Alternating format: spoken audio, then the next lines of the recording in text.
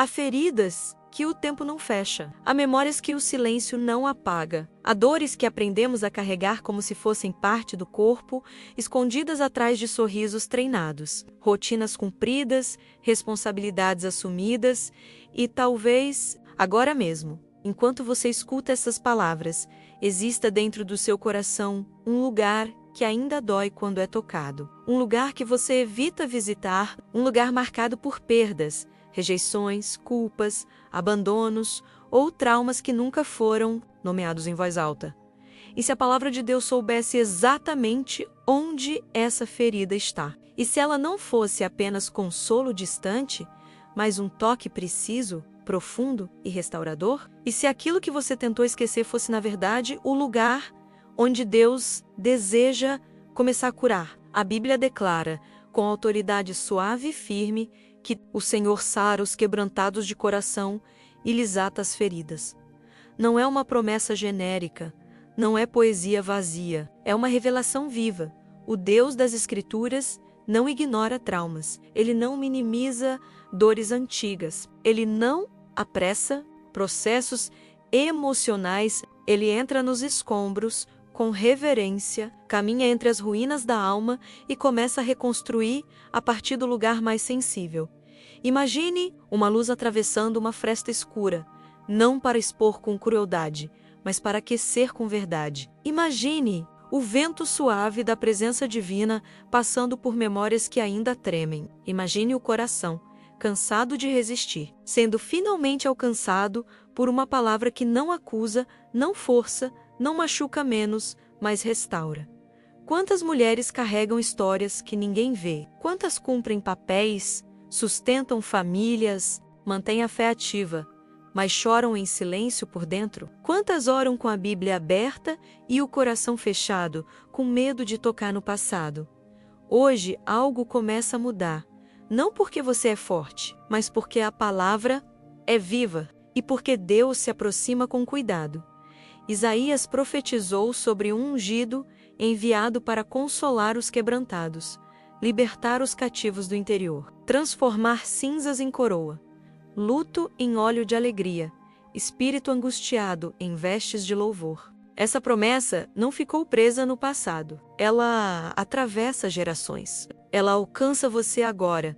Permaneça até o final. Há revelações que só se abrem para quem fica. Há respostas que surgem no caminho, não no começo. Escreva nos comentários um versículo que represente sua esperança como um ato silencioso, de fé.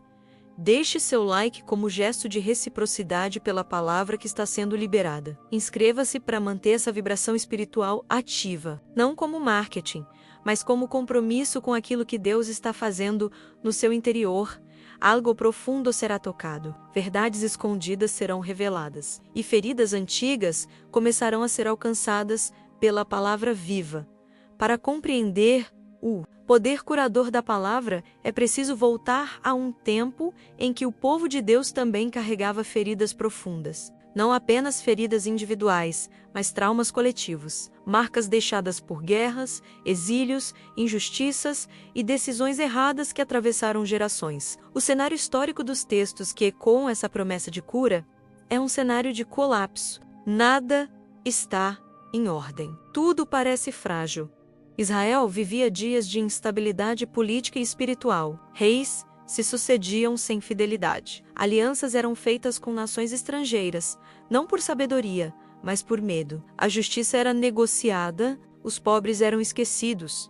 E o culto, muitas vezes tornava-se ceia apenas ritual vazio. O templo ainda estava de pé, mas os corações estavam em ruínas. A aparência de fé não escondia a ausência de arrependimento.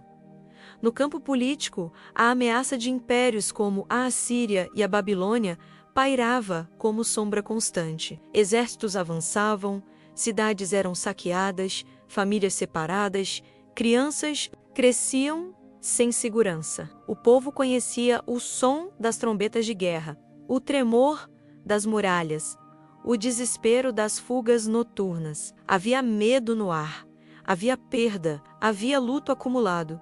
Espiritualmente, o caos era ainda mais profundo. A nação que fora chamada para refletir a luz de Deus, agora caminhava confusa, dividida entre a promessa e a idolatria. Profetas eram ignorados, advertências eram desprezadas, a palavra era conhecida, mas não praticada. E quando a palavra deixa de ser vivida, o coração adoece. O trauma espiritual nasce quando a ruptura entre o que se crê e o que se vive. É nesse ambiente que surgem vozes proféticas como a do salmista e a de Isaías, não falam de um povo saudável, mas de um povo ferido. Não anunciam a cura para quem está forte, mas para os quebrantados. O texto bíblico não romantiza o sofrimento, ele o reconhece. Ele olha para a dor de frente, ele dá nome ao caos. O povo carregava vergonha por seus erros passados, carregava culpa por escolhas coletivas, carregava medo do futuro. Muitos se perguntavam se Deus ainda os via, se ainda se importava, se ainda havia esperança depois de tantas quedas. O silêncio de Deus, em alguns períodos, parecia confirmar o abandono. Mas era nesse silêncio que algo estava sendo preparado, porque quando tudo parece à beira do colapso, Deus não se afasta, ele se aproxima. Quando a nação está frágil, a palavra se torna ainda mais necessária. Quando a história humana chega ao limite, o agir divino começa a ser revelado de forma mais profunda. Esse contexto histórico não é distante da nossa realidade. Ele ecoa nas dores modernas, nas casas silenciosas, nas noites mal dormidas, nos corações que continuam funcionando por fora, mas estão feridos por dentro. A Bíblia fala de um tempo antigo, mas descreve uma condição humana que permanece. E é exatamente nesse cenário de caos que Deus escolhe levantar uma voz, chamar um coração e iniciar um processo de cura que começa de dentro para fora. Permaneça a uma história pessoal prestes a ser revelada, e ela se conecta mais do que você imagina com a sua própria caminhada. No meio desse cenário de ruínas visíveis e feridas invisíveis, a Bíblia nos conduz para mais perto de um coração humano. Não um herói distante, não alguém inabalável, mas um servo de Deus atravessado por conflitos internos, cansaço emocional e uma fé que ainda estava sendo construída dia após dia. O profeta Isaías não surge como alguém imune à dor do seu tempo. Ele surge como alguém sensível demais para ignorá-la.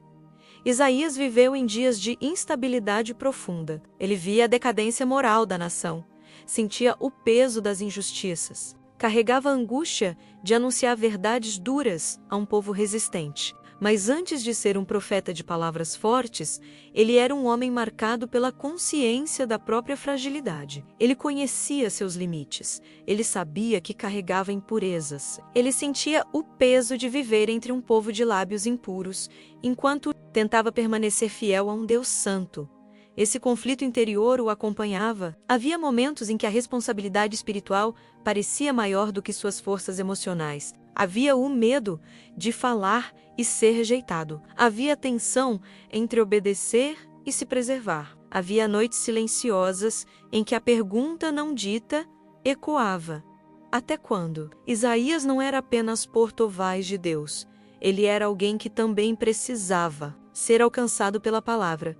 E aqui, a história começa a tocar de forma especial o coração da mulher cristã que escuta. Porque quantas mulheres carregam hoje responsabilidades espirituais, familiares e emocionais que parecem pesadas demais? Quantas sustentam casas, cuidam de filhos, apoiam pessoas, mantêm a fé ativa, mas por dentro sentem um cansaço que não sabem explicar? Quantas continuam servindo, mesmo feridas, mesmo frustradas, mesmo preocupadas com o futuro? Isaías conhecia esse peso, ele sentia o desgaste de estar entre Deus e um povo ferido. Ele sentia o impacto de ouvir o sofrimento coletivo e, ao mesmo tempo, lidar com suas próprias limitações. Sua fé não era automática, ela era processual, crescia em meio ao conflito, não na ausência dele.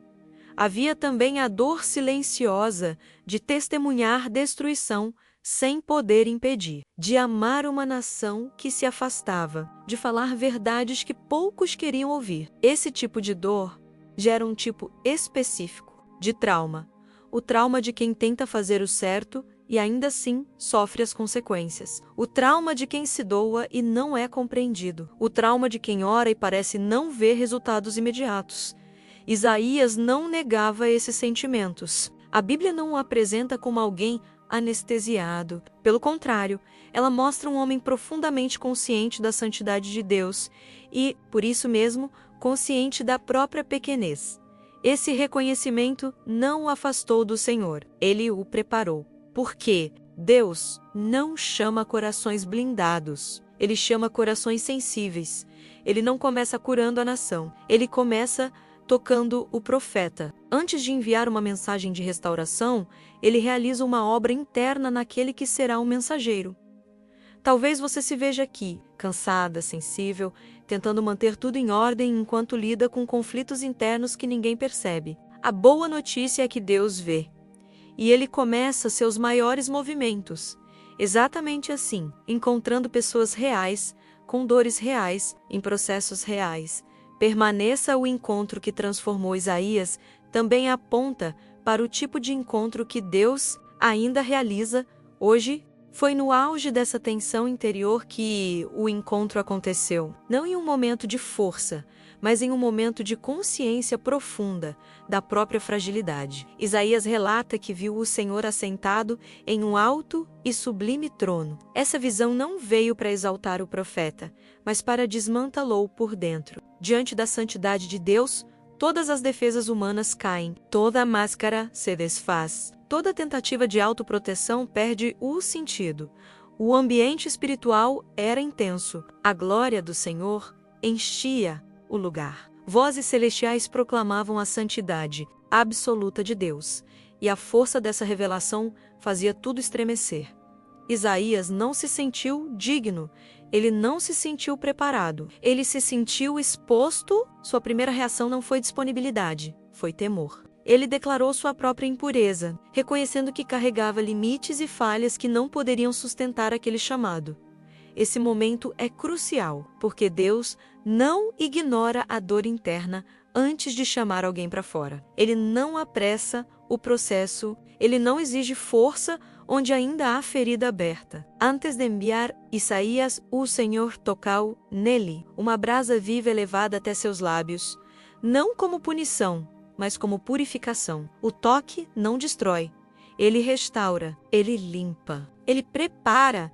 Esse gesto revela algo profundo sobre a cura divina.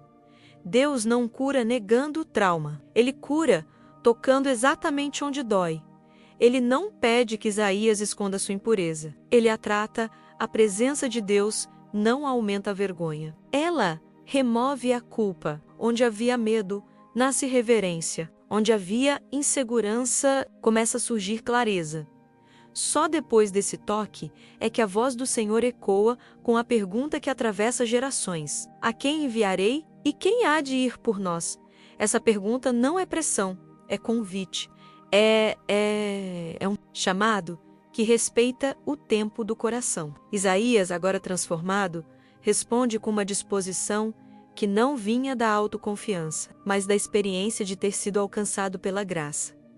Esse chamado ecoa hoje, não apenas para profetas, mas para mulheres cansadas, feridas, mas ainda sensíveis à voz de Deus.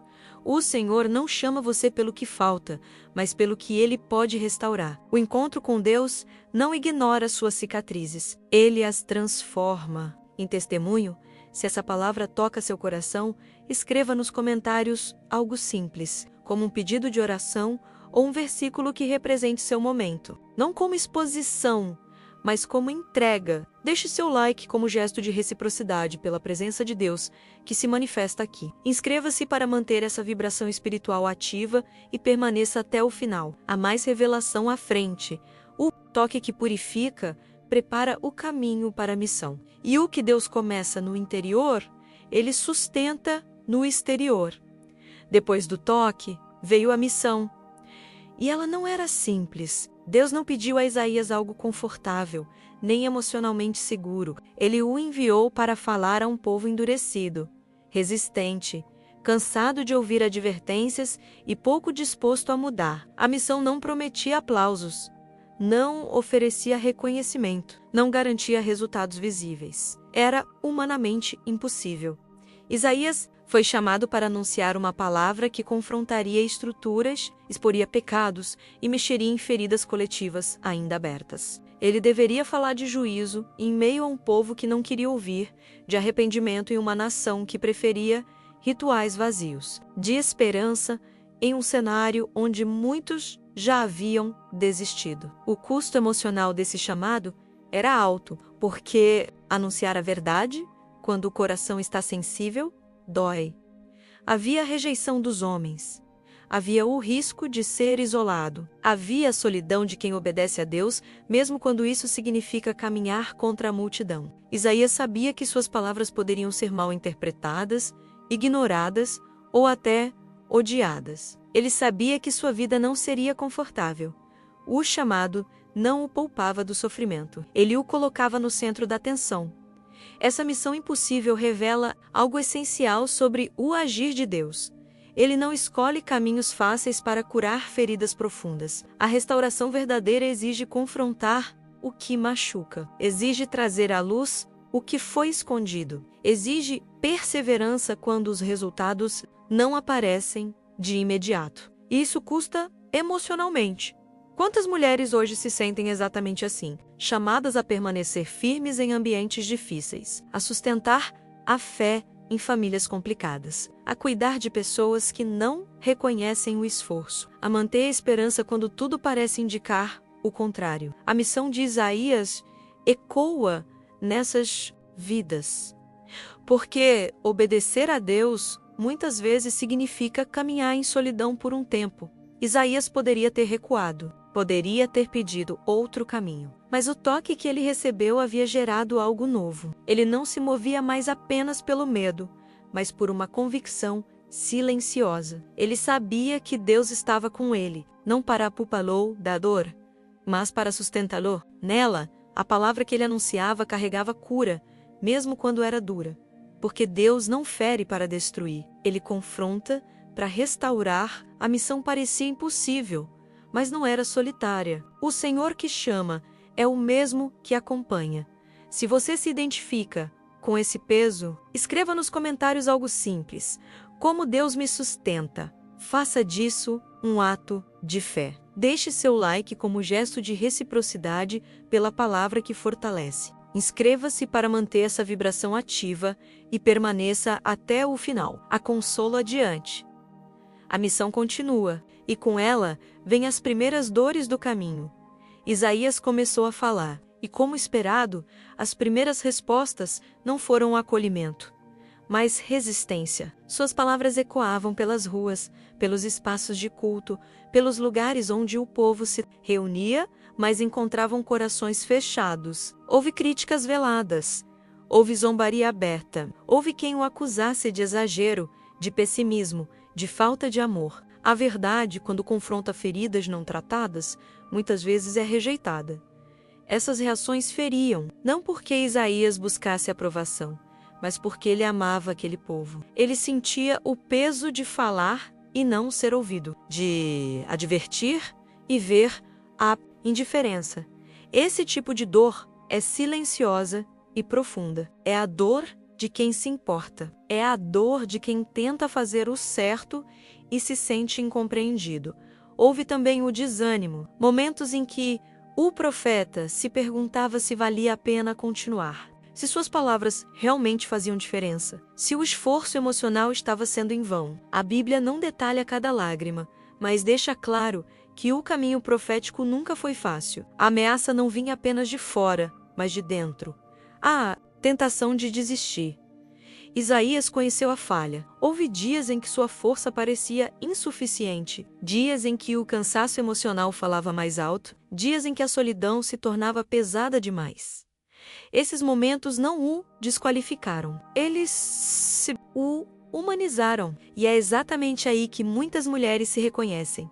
Quantas continuam firmes por fora, mas choram sozinhas por dentro? Quantas sustentam casas, fé e relacionamentos enquanto lidam com críticas, cobranças e expectativas irreais? Quantas se sentem ameaçadas não por inimigos visíveis, mas pelo acúmulo de cansaço, frustrações e memórias dolorosas? Isaías não ignorou essas dores. Ele as levou diante de Deus. O profeta não era um bloco de pedra.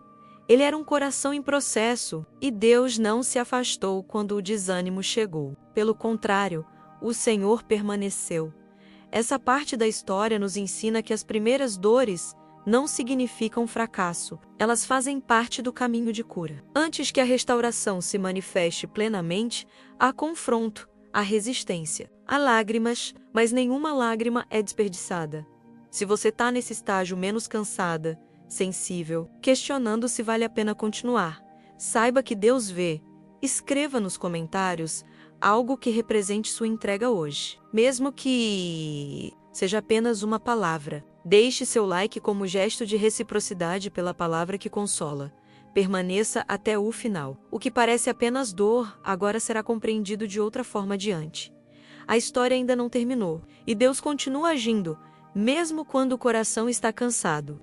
É neste ponto da narrativa que a palavra nos convida a olhar além da história e compreender o que Deus está revelando de forma mais profunda. A experiência de Isaías não é apenas um relato biográfico, ela é um espelho espiritual. A Bíblia usa a história para ensinar princípios eternos, e aqui encontramos uma revelação central.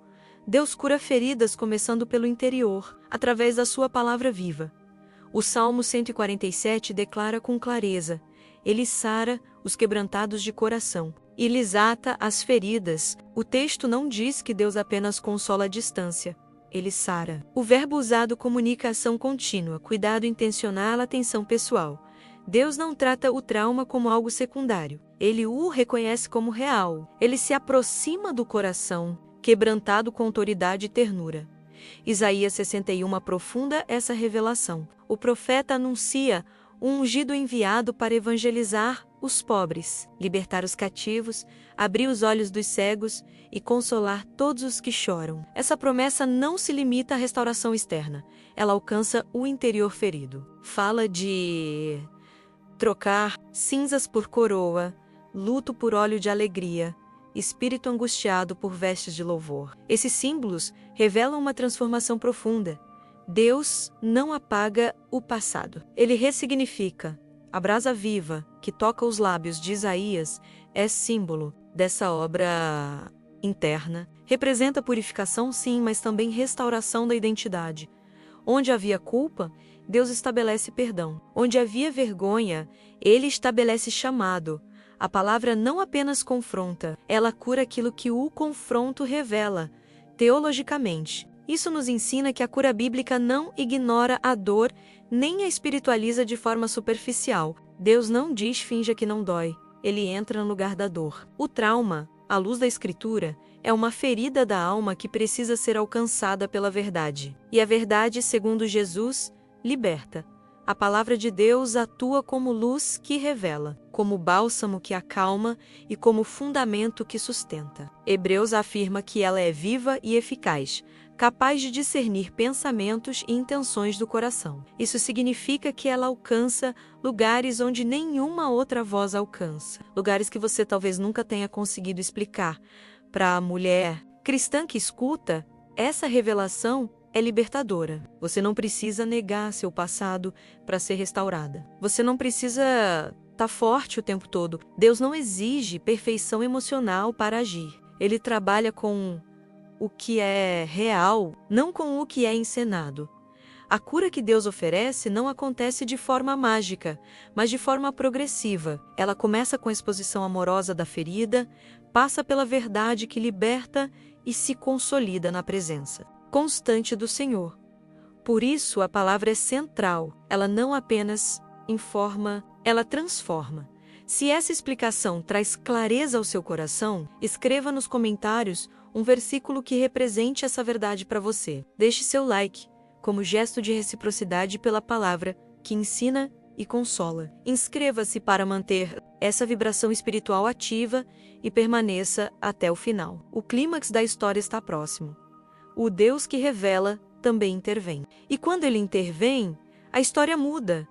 Chega um momento na história em que a tensão acumulada precisa de resposta, em que as palavras anunciadas, as dores enfrentadas e a perseverança silenciosa encontram a intervenção divina. No ministério de Isaías, esse clímax não acontece de forma repentina ou espetacular aos olhos humanos, mas de maneira profunda e decisiva no plano espiritual.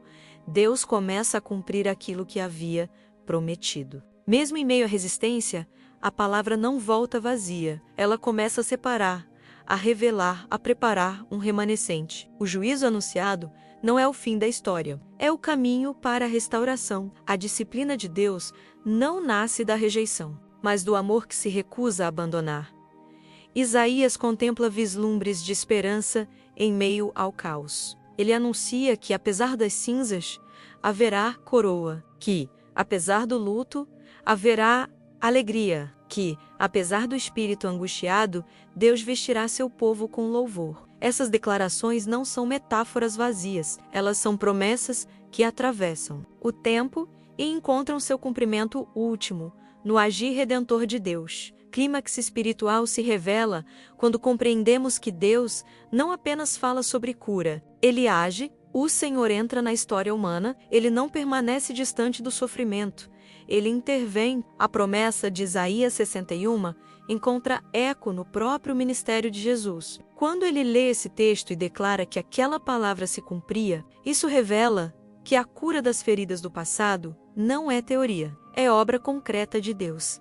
Esse é o momento de decisão: permanecer preso às cinzas ou aceitar a coroa, continuar identificado pelo trauma ou permitir que Deus redefina sua identidade. O clímax não está apenas na história bíblica, ele acontece no coração de quem escuta. Se você sente que este é um momento decisivo, escreva nos comentários uma palavra simples, como eu recebo, não como fórmula, mas como entrega. Deixe seu like como gesto de reciprocidade pela palavra que alcança. Inscreva-se para manter essa vibração espiritual ativa e permaneça até o final. O que Deus começa, ele completa. Um milagre maior não é externo, é interno. É a transformação silenciosa de um coração que decide confiar novamente. Agora, a palavra se aproxima ainda mais. Ela sai do cenário histórico e entra no espaço íntimo da sua vida, porque tudo o que Deus revelou até aqui não foi apenas para ser compreendido, mas para ser vivido. A cura das feridas do passado não acontece apenas quando entendemos a Bíblia, mas quando permitimos que ela nos alcance no cotidiano, nos pensamentos, nas decisões silenciosas e nas emoções que insistem em retornar à ansiedade. Por exemplo, muitas vezes nasce de memórias não curadas. O medo do futuro carrega ecos do que já doeu antes. A palavra de Deus não ignora isso. Ela nos lembra que o Senhor cuida do hoje e do amanhã, e que sua presença não está condicionada à nossa capacidade de controlar tudo. Quando o coração acelera, quando a mente não descansa, a Escritura nos chama a lançar sobre ele toda a ansiedade, porque ele cuida de nós. As preocupações financeiras também se misturam com feridas antigas. A insegurança pode ter raízes em perdas passadas, em escassez vivida, em promessas quebradas. Deus não espiritualiza essa dor de forma superficial. Ele se apresenta como provedor fiel, como pai que vê necessidades reais. A palavra não promete ausência de desafios, mas garante presença constante nos dilemas familiares. Muitas mulheres carregam culpas que não lhes pertencem, responsabilidades que se acumularam ao longo do tempo. A Bíblia ensina limites saudáveis, descanso para a alma, confiança de que Deus age mesmo quando você não consegue resolver tudo. A cura começa quando você entende que não precisa carregar sozinha o peso que Deus nunca lhe entregou. A solidão também encontra espaço aqui. Mesmo cercada de pessoas, o coração pode se sentir isolado. A palavra afirma que Deus está perto dos que têm o coração quebrantado. Ele não observa a distância, ele se aproxima, ele permanece. Essa presença constante é bálsamo para a alma cansada. Quanto à autoestima, a Escritura redefine identidade. Você não é o que sofreu, você não é o que perdeu, você não é o que disseram de você. Em Deus, você é vista, chamada, Restaurada, a palavra substitui narrativas de vergonha por verdades de pertencimento. Aplicar essa mensagem é um processo diário. É escolher ouvir a palavra quando a memória dói. É permitir que Deus toque áreas que você evitou por muito tempo. É confiar que a cura não apaga o passado, mas o transforma em testemunho. Se essa aplicação fala com você, escreva nos comentários uma área da sua vida que você entrega hoje a Deus. Deixe seu like como gesto de reciprocidade pela palavra, que orienta. Inscreva-se para manter essa vibração espiritual ativa e permaneça até o final. Ainda há uma palavra de consolação profunda reservada para você. Agora, a palavra não confronta, ela envolve, ela não exige, ela consola. Este é o momento em que Deus fala diretamente ao coração cansado, à alma que resistiu por tanto tempo, a mulher que aprendeu a ser forte porque não teve outra opção. O Senhor se aproxima com voz mansa e presença constante. Deus vê você. Ele vê as noites em que o sono não veio, vê as lágrimas silenciosas, vê o esforço diário de manter tudo em ordem quando por dentro havia confusão. Nada passou despercebido, nenhuma dor foi ignorada. O Senhor não se distraiu enquanto você lutava. Deus cuida de você, não apenas das grandes decisões, mas dos detalhes. Ele cuida do que você sente e do que você não consegue explicar. Ele cuida do que ficou escondido. A palavra afirma que ele recolhe cada lágrima. Isso revela atenção, não indiferença. Deus guia você. Mesmo quando o caminho parece incerto, mesmo quando o passado tenta puxar você para trás, o Senhor continua conduzindo. A cura não acontece fora do caminho. Mas enquanto você caminha, Ele ajusta passos, corrige direções, sustenta no processo. Deus sustenta você. Quando a força acaba, Ele permanece. Quando a fé vacila, Ele não se afasta. O Deus que começou a boa obra é fiel para completá-la. Você não está abandonada no meio do processo de cura. Você está sendo acompanhada. E Deus restaura não apenas o que foi perdido externamente, mas aquilo que foi quebrado por dentro. Ele transforma feridas em fontes de compaixão. Ele transforma memórias dolorosas em testemunhos silenciosos de graça. Ele não desperdiça nada. Essa consolação não é momentânea. Ela é aliança. Ela é promessa. Ela é presença contínua. Receba essa palavra não como algo distante, mas como cuidado pessoal. Se essa consolação alcança você, escreva nos comentários uma frase simples, como Deus está comigo. Deixe seu like como gesto de reciprocidade pela palavra que consola. Inscreva-se para manter essa vibração espiritual ativa e permaneça até o final. Há um encerramento que sela essa jornada.